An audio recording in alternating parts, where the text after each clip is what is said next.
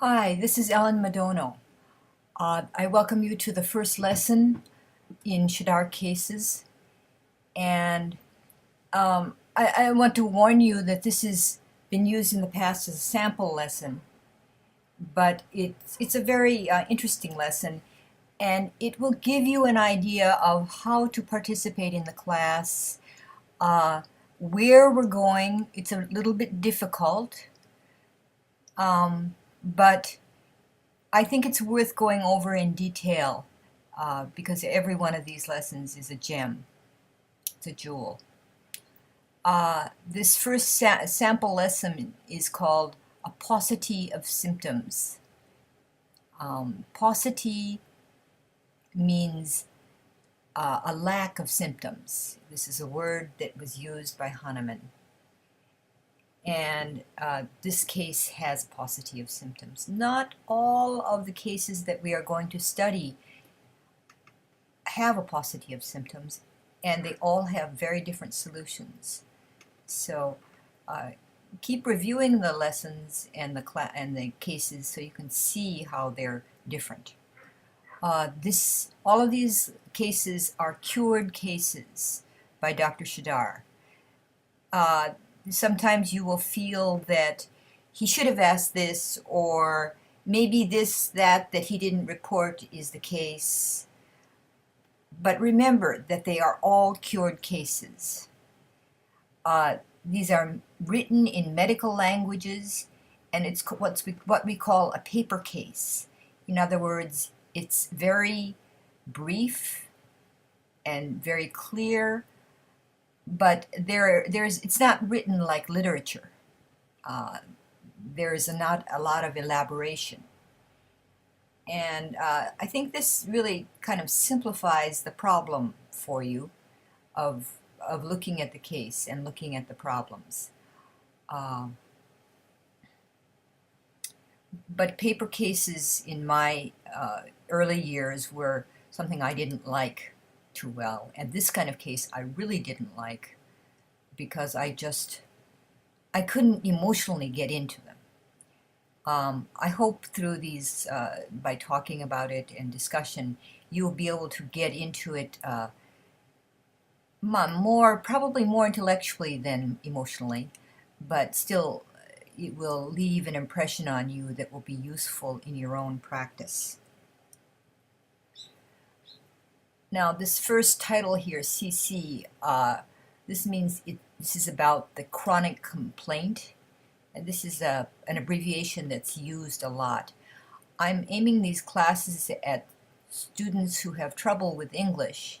So if English is your native language and I'm making these explanations, please forgive me and realize that there are a lot of students in this class who find English to be difficult. Now, I'm trying to separate what the doctor said and what I said. This is kind of clumsy, but you get the idea. So this is a 30-year-old man, the doctor says. I guess I shouldn't say doctor here, but this is a 30-year-old man, 37-year-old man, and he has a complaint of chronic fatigue syndrome. And these doctors seem to like to use these CFS. They like to speak in acronyms. So this is the chronic complaint. And you're going to, if you don't know much about chronic fatigue syndrome, you're going to want to look this up on the internet. And in the discussion,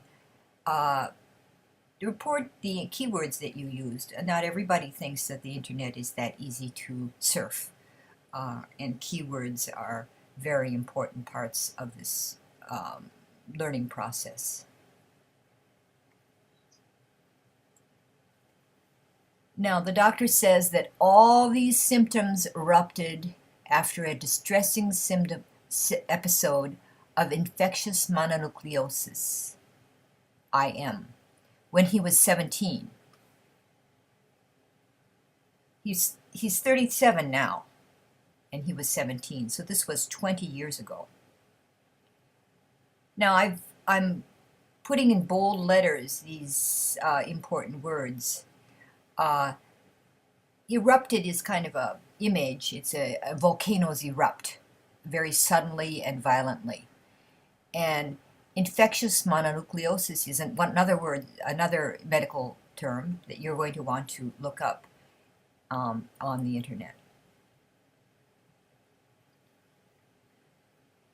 Now he's going to explain why there is a paucity of symptoms. The details of IM cannot be recalled by the patient. Think, is this common? Can patients sometimes not remember their symptoms? All he remembers is that it was awful, reporting some general and typical features of IM. Now this is a big cause for a paucity of symptoms. It may have been very painful, and people don't like to remember painful things. Think about the reasons. You kind of get into the patient's head as to why he can't remember. And when you meet these problems in your own practice, take the symptom. Be sure don't skip it, but think about why the symptom is not being reported with aggravations and modalities, all the things that we really want to repertorize a case. Now he's going to report the other important symptoms that appear after the IM turning point. In other words, after he had IM, he was never well again. Okay, so the doctor says there was cervical lymphadenopathy. I don't think I'm pronouncing this right. Almost always present and fluctuating in severity. Lab tests regarding WBC levels, ESR, are within normal limits.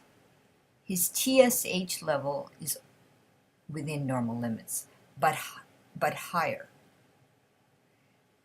Now, all of these acronyms, just automatically, you make sure you know what they mean.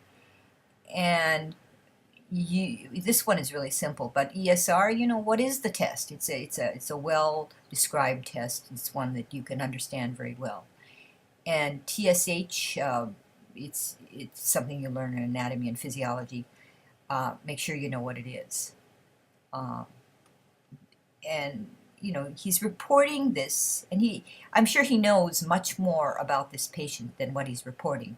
So if he reports it, it's something that he was concerned about.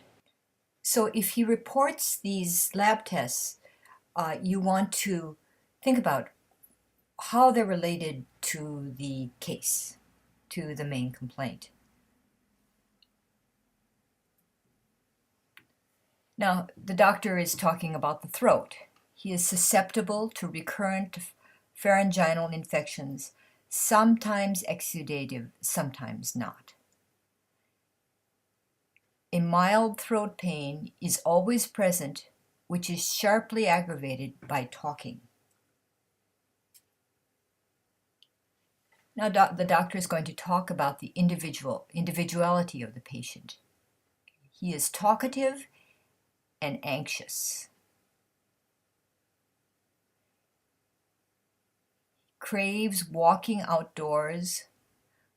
Walking greatly palliates his anxious nature.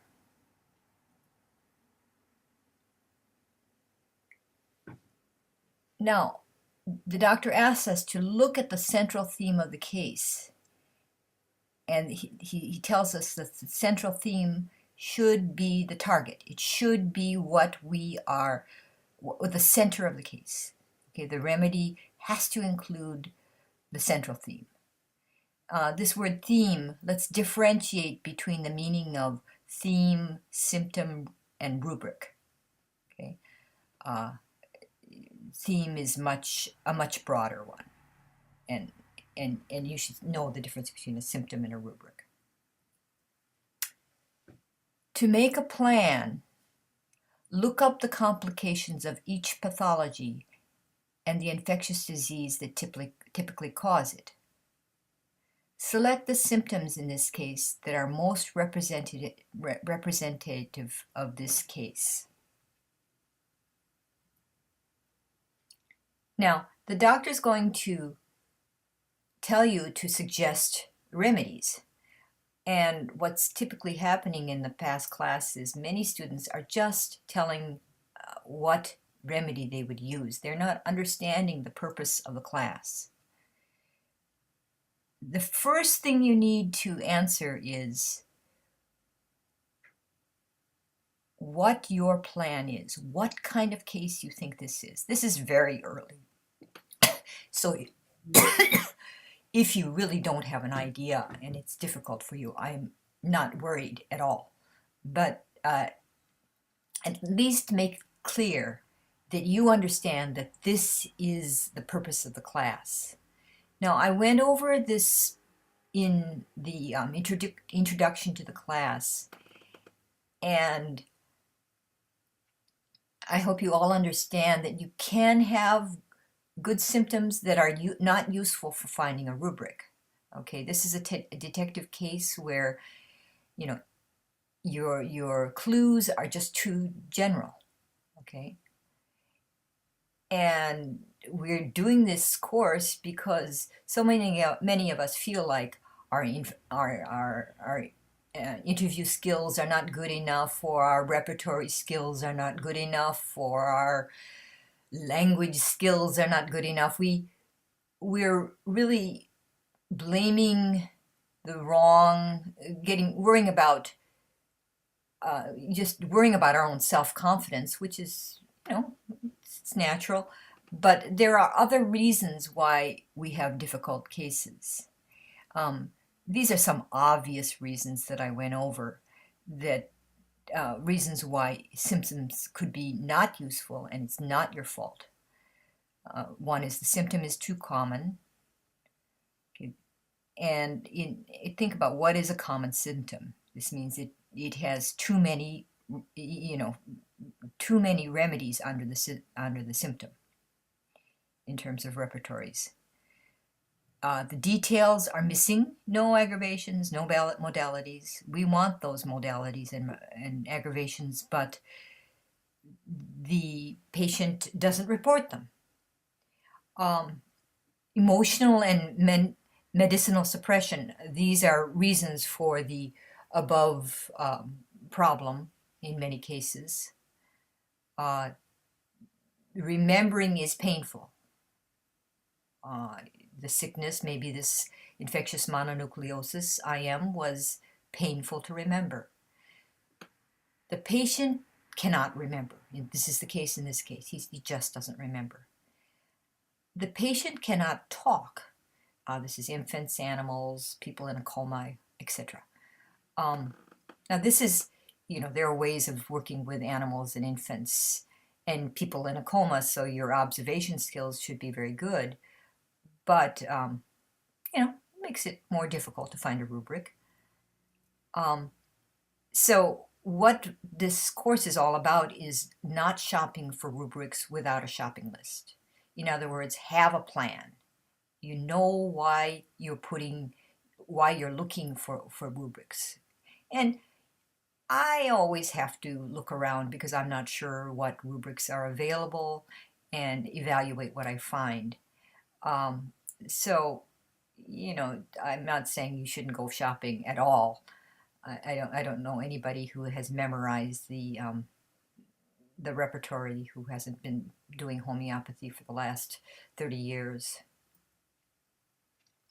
Now, this final word from the doctor is a hint.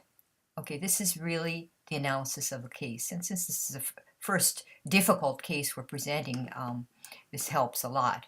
So this is a never been well since case. And it's a case of IM. So you really should know what IM is. And the doctor wants to know how our knowledge of IM can help us to choose the best remedy. Now,